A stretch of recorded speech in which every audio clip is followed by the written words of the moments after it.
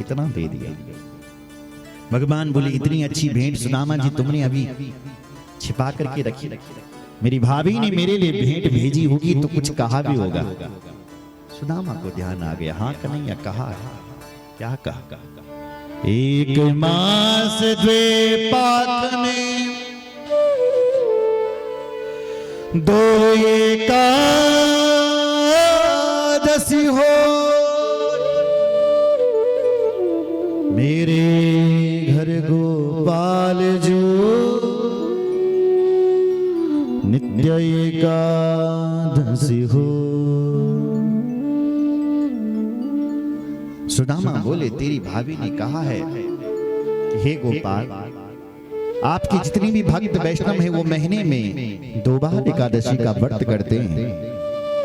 मेरे बालक जब भी कहते हैं कि माँ भूख लगने लगी, कुछ खाना दे दो, मुझे कहना पड़ता है कि बेटा आज एकादशी को व्रत। तो इस घर में कब तक एकादशी चली? सुशीला भाभी का संदेश सुनकर के भगवान कृष्ण ने थोड़ी देर के लिए अपनी आंखों को बंद कर दिया और अपनी भाभी को प्रत्युत्तर भिजवा दिया। साहब भगवान बोले भाभी होनी थी सो है गई,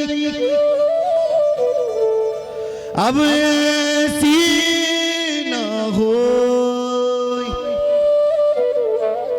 भाभी तेरे भवन में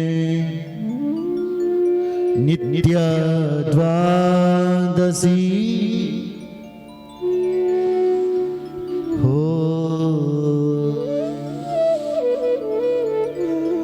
भाभी तेरे भवन में नित्य द्वादशी हो। भगवान कहते हैं भाभी अब होनी थी सो हो गई, अब ऐसी ना होए। अब तेरे भवन में घर में नित्य द्वादशी होगी। और आप जानते हैं कि द्वादशी को वैष्णव लोग भंडारा करते हैं, एकादशी को व्रत करते हैं और द्वादशी को भंडारा।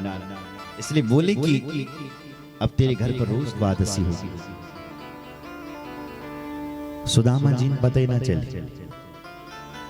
सुदामा बोले कन्हैया मेरे बारे में सब पूछ लिया, अपने बारे में कुछ नहीं बताया। भगवान बोले पूछो। बोले तब से पूछ ही तो रहे हैं कि तुम्हारा विवाह हो गया कि नहीं। बोले विवाह मिलवा ही देते हैं। तुरंत भगवान बोले पटरानियों रुक्मणी पटरानियों से कहो कि महाराज जी का आशीर्वाद है। सबसे पहले रुक्मणी आशीर्वाद लेने के लिए महाराज जी प्रणाम। सुदामा जी बोले ये कौन है इतनी अच्छी इतनी प्यारी?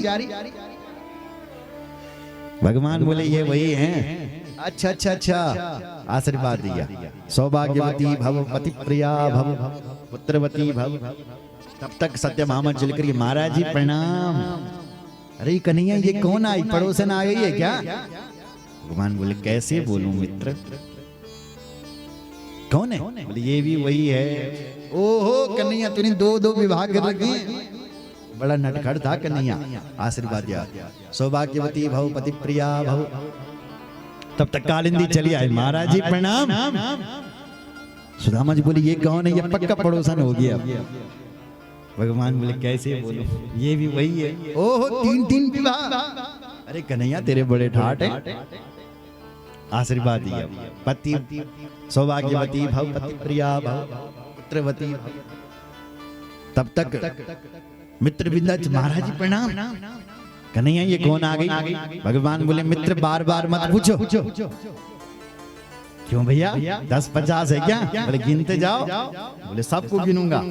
तो नटखट है ना पहले से, बचपन से ही, तो सब प्रणाम करती चले गई। भगवान आशीर्वाद देते चले गए सुदामा जी। संख्या जब 5000 हो गई तो सुदामा जी को गलू थकी साहब। तो संक्षिप्त में ही भाव भाव भाव भाव कहकर के विदा किया। और जब सुदामा जी का गला पूरा ही थक गया 7000 पर, तो भगवान बोले सुदामा जी बोले कन्हैया कितनी रह गई, अब थकी मैं अब। भगवान बोले अभी तो आधा भी नहीं हुई। सुदामा जी ने बोला अब गया। सच बता कितनी है? भगवान बोले पूरी है 16000 108 धरती खिसक गई महाराज सुदामा जी के नीचे। सुदामा जी बोले देखो महाराज तुम्हारी ये अर्धांगिनी है और तुम इनको के अर्धांगों का नहीं है, मेरी बस की तो नहीं है आशीर्वाद। भगवान कहते हम लड़ाई करवा दी तुमने, जिनको आशीर्वाद नहीं मिला वो शाम को लड़ने आएगी मेरे से, कि वही प्यारी थी तुम्हारी जिनको आशीर्वाद दिलाया, हमें नहीं दिलाया। बोले कुछ उपाय निकालो। भगवान सुदामा जी बोले देखो ये तेरी अर्धांगिनी है और तू इनका अर्धांग है, तुम मुझे प्रणाम करो, मैं तुम्हें आशीर्वाद देता हूँ, सबको आशीर्वाद मिल जाए। भगवान ने प्रणाम किया और सुदामा जी ने आशीर्वाद दिया और सबको आशीर्वाद मिल गया। बोलो जय श्री राम। भगवान बोले सुदामा जी बोले प्रभु बहुत दिन बीत गए हैं, अब मुझे